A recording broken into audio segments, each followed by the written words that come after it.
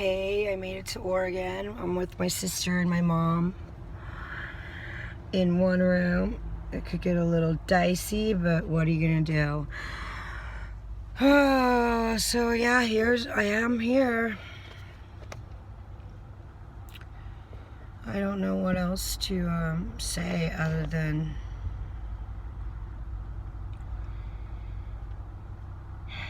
yeah, we had a really bad loss.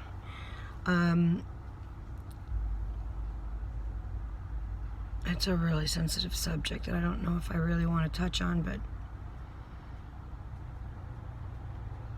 you know, due to the COVID situation, people are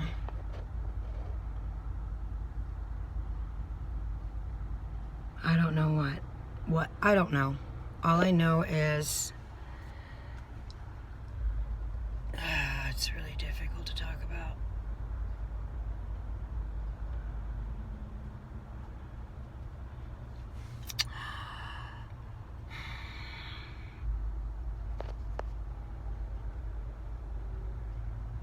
It's hard to talk about people that are dying. There's a lot of death right now. It's everywhere. I never in a million years thought that I would come to Oregon to see my baby brother see his middle child off to heaven. But here I am.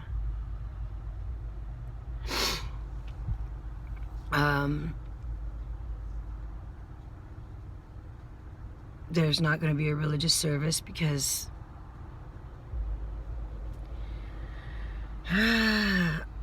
there's freedom of religion, and they don't, freedom of religion means that people are sometimes free of religion.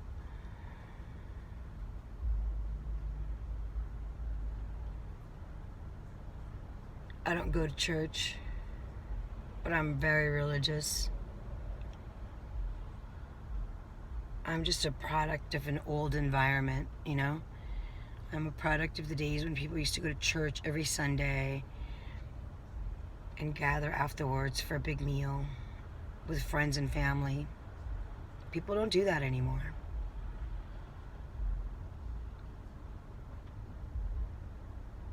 There used to be a basis of religion in my life as I was growing up. And I see, not everyone is like you. People are different, and no one, my own son went to Catholic school for his whole entire life, and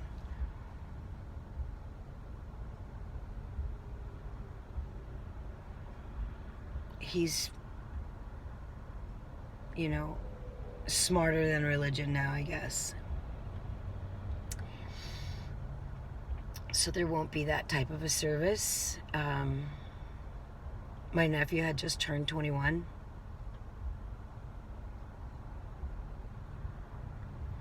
He had what every 21-year-old wants to buy when they're 21, guns. Apparently he had 3 of them.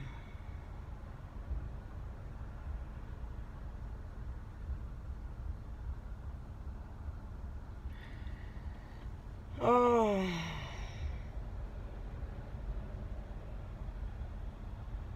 There won't be a viewing.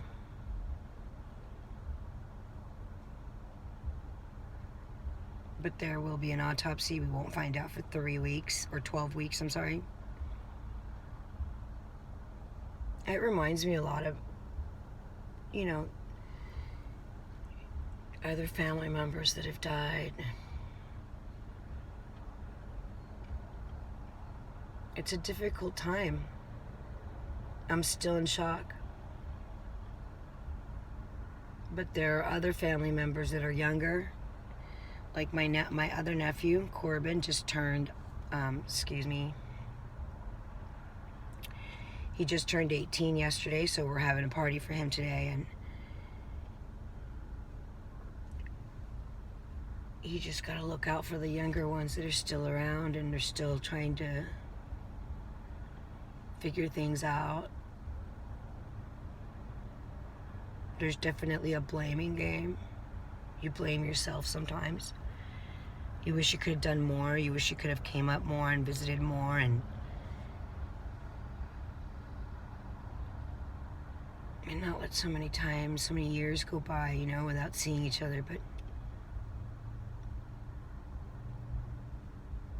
the last 2 years of COVID haven't helped. I'm glad that when I was, you know, really leery and weary of what was happening around the world with the China virus in 2019, you know, they were talking about just craziness going on. And I must have had some type of epiphany, because in September of 2019, I wanted to visit my brother. And I hadn't flown in like 15 years. I think the last time I went on a plane was in 2003, I think, or maybe not. That was the last big trip, because it was a family trip. It was a wedding. My husband's brother, Brian, was getting married, and it was at, you know, in Panama City. So we flew out to Panama City, the whole family, and, you know, that was a great time. I think I flew again a couple of times, maybe once to Vegas and another time from Vegas to like San Francisco. I believe that was in 2007. So it's been a while since I was on a plane. And in 2019, when I decided that I wanted to get on a plane and go see my brother that I hadn't seen in like 10 years, you know, it made a lot of sense to me. Of course, when I came back in September, you know, I was gone for maybe like 3-4 days. Something was just, you know, giving me a lot of anxiety, and I was very apprehensive. And then at the end of December was when we learned that there was a virus in Wuhan, China, and, you know, they were worried that this was the Wuhan flu was starting to get, you know, it was starting to spread throughout China and all the Asian countries. And that announcement happened on December 21st of 2019. So if you fast forward to January of 2020, well, you guys all remember what we had to go through with that. You know, people were still not believing what was happening. China didn't go into lockdown the first time for like 70 days until January the 27th. So, you know, and then pretty soon after, a couple months later, came March of 2020, and that's when, you know, America started to go into lockdown. So to say that I'm not intuitive, it would be a grave mistake. I came to see my brother in 2019, September of 2019, because something told me that he needed some family around, and that's why I came. And I came to meet his extended family, you know, the kids' grandparents, my new sister-in-law. I was happy to come and meet everyone and spend time.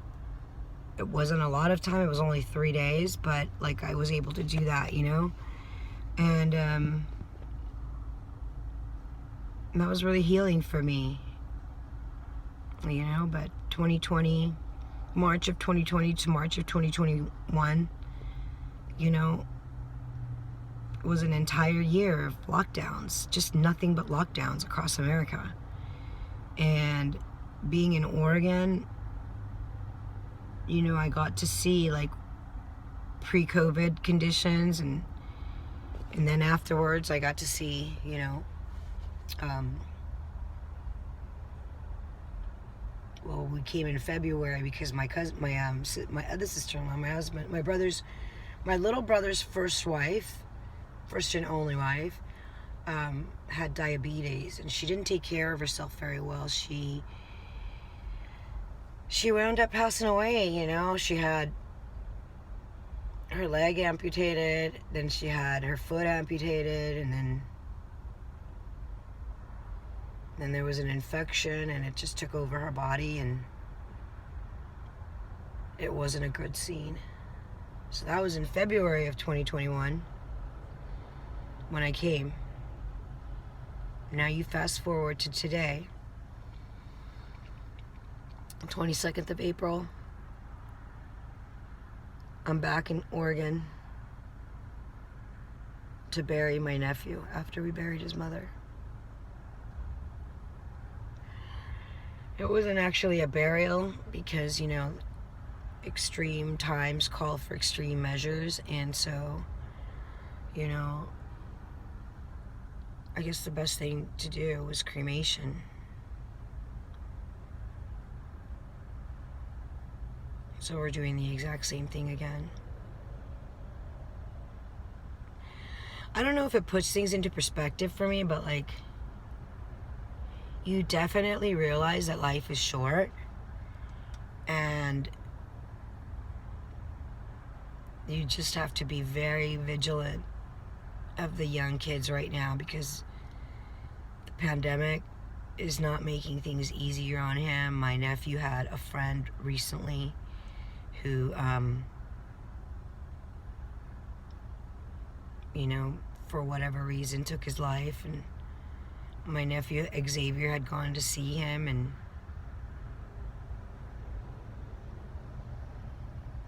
the morticians didn't do a good job,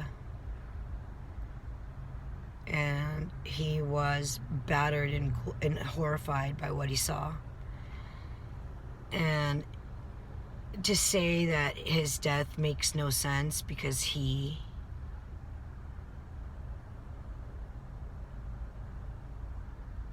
was just, he had a lot of respect for guns. So while it's being looked at as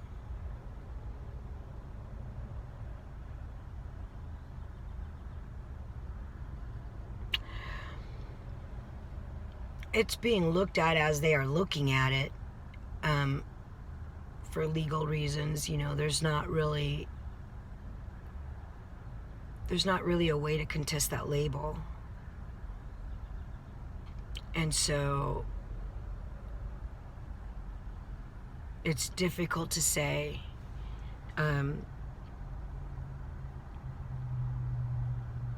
but we are,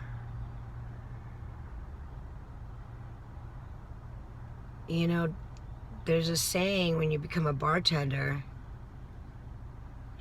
basically it's one of the rules that you can't talk about, sex, religion, or politics every time, especially when you're serving the public, because those are taboo conversations that don't need to be had across a counter with a bartender.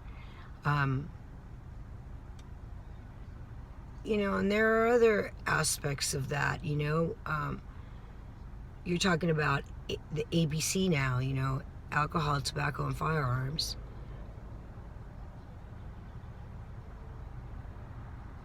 So it's very difficult to label anything because it's, one, too soon, and two, just out of respect for the family.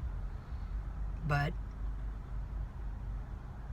this is America, and everybody has a right to carry. And while he was 21, he was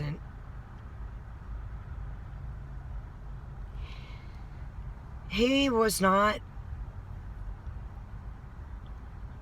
he definitely was affected by his friend's death, and there was apparently more than one person that he knew recently that had happened to.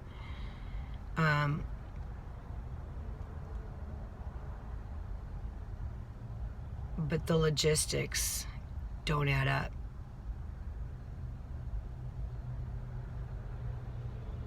And it doesn't make any sense. So the paperwork for the guns were all in order.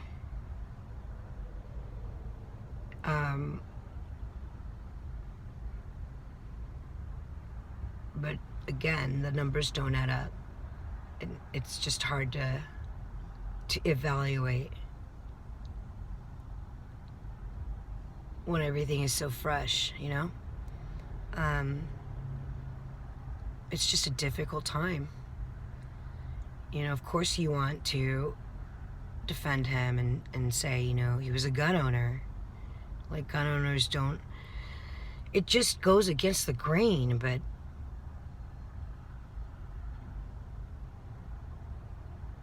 with 3 witnesses in the room, with 1 witness running out. There was a slap of a hand and the gun went off. So it just sounds like, it just doesn't make any sense.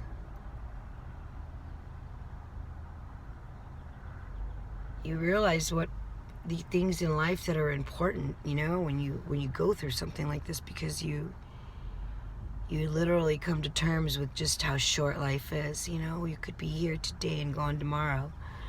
The last time I was here, which was just recently in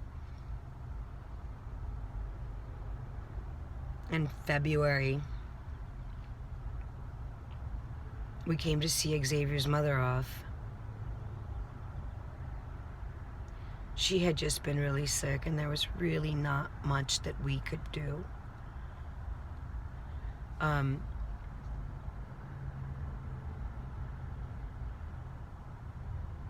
of course, that's never easy on children. Never. So it's just hard. But today we are in celebration mode. We have to, you know, obviously go and visit my nephew and get and you know, have a little party for his birthday, for his 18th birthday. Because you have to carry on. This is what you do. You carry on. You know? Death comes at you. And you carry on.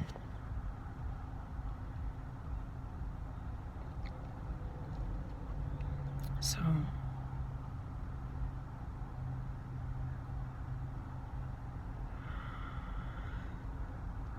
yeah, that's the trauma of the situation.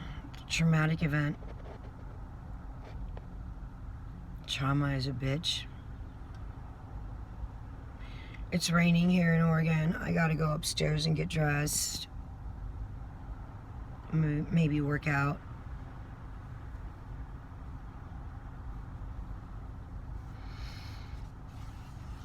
But yeah, there's a lot to look at, a lot to investigate, a lot to just work through with our emotions. You know, family affair, you gotta be ready for people to, like, you just have to be ready.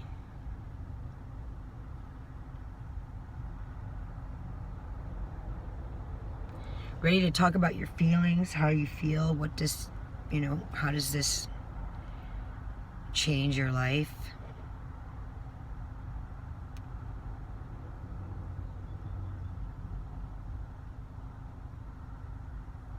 It just changes your life.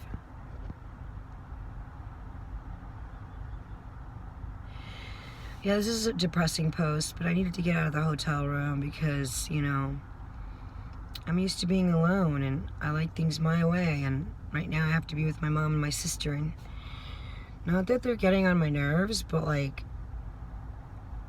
you know, there's just a lot of different things that I don't really like about, like, the Latin culture. And I'm 50 years old. I feel like I deserve, you know, all the respect. And your family sometimes is not willing to give it to you. So I'm too old to fight about it. Too old to demand it. It has to be a given. And as I get older, I'm learning that you can't just sit there and just fight people because they want to fight you. You know what I mean? You have to just fucking take it with a grain of salt and walk away. Like, literally remove yourself from the situation, because people are crazy and unpredictable, and you can never know what they're willing to do. And I'm not the kind of person that's gonna sit around and get ganged up on by my own family. I'll just leave, you know? There's nothing here for me, so I'm just gonna go. But I can't do that right now because I'm here for 7 days.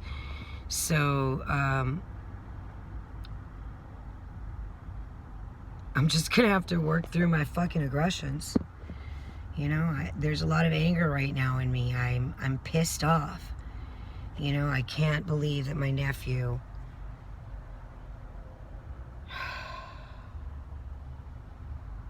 is gone. I just can't believe that. So it's hard to say what, you know, obviously there's no good that's going to come out of someone, you know, who, you can be angry all you want, but it's not going to change anything, you know? People are constantly just trying to make it to the next day and through the next day. Countless families have lost family members. Tons of families have lost family members. I mean, just look at the death toll for COVID, you know? There's a lot of death, a lot of,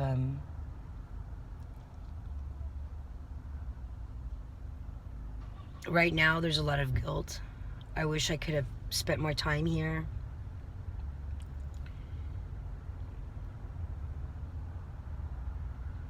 So there's a lot of guilt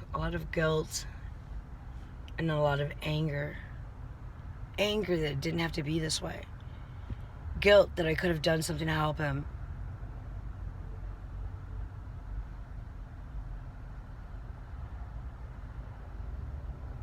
A lot of if I could have just done this or that, you know, but it's just blaming yourself for something that only God knows. Only God knows.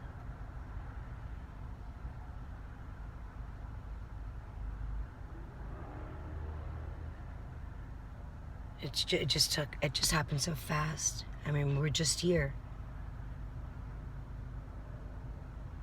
It just happened so fast.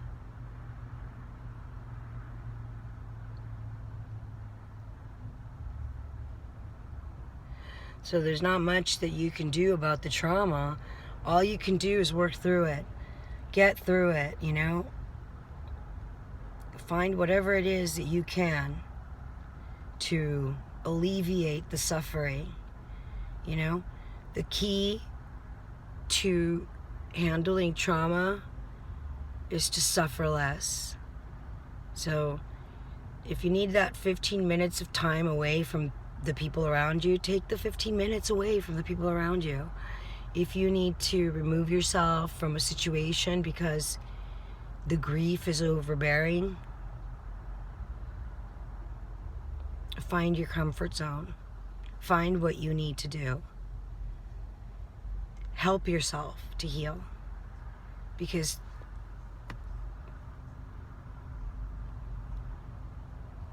the worst thing that you can do is wallow in grief.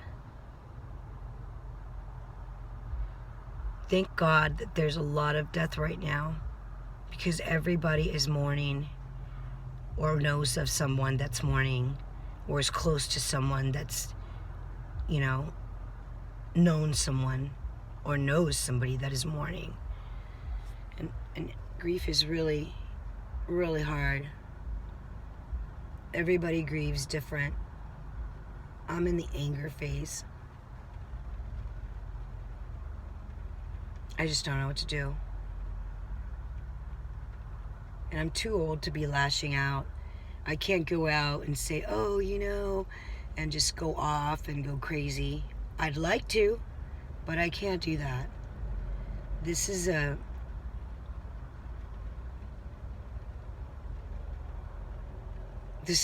something that has happened in my life to prepare me for something else.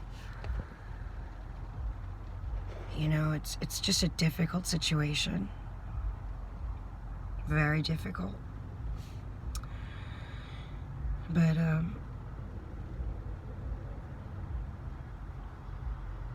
I gotta go back upstairs because it's noon now and I gotta get ready for a birthday party. Because you know what else happens when people die? Life inevitably goes back. You know, life is is not going to stop. The world is going to keep spinning. So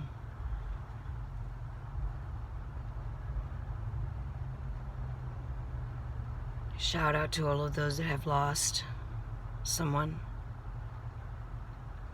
through a traumatic and violent event, and also to those who have died, to those who have lost people who have died of the disease that's currently infected the world. Oh, God.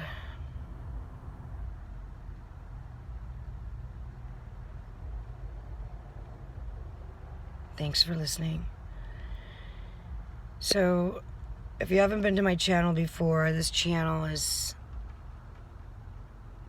how I cope with my life events, but more importantly, what trauma does to the body as an injury. And if we all have to suffer together, because nobody suffers alone, and that's what the Bible says, then that's what's going to happen. You know? That book is a guideline for our lives. It's raining out there. I don't know what else to do. He gave me a pretty nice car, huh? Yeah. Well, I hope everybody's doing well. Please subscribe to my channel, like my video. If you need to share it, you're welcome to it.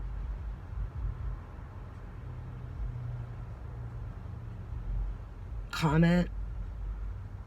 Let me know what you think.